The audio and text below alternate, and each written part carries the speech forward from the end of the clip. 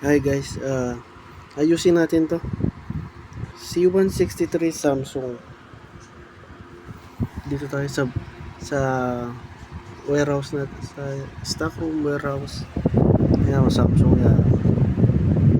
Yan, tignan ko lang yung control wiring para i-reformat natin to. Check natin kung siyempre kasi pinull out natin to para i-repair at nakiusap yung client para gusto maayos yung aircon na. Ngayon, ayusin natin.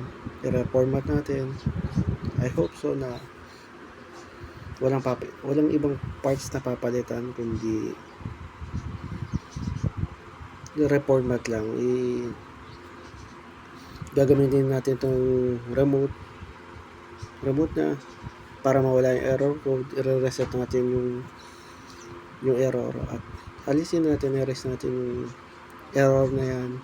Reset lang natin sa factory default setting na. Okay, videoan ko kasi wala kasi akong bagong camera pero bibidyoan ko muna ng mamaya bibidyoan ko habang ginagawa ko, update ko kayo o gagawin kong voice over na lang. Sige, thank you. Update ko kayo mamaya.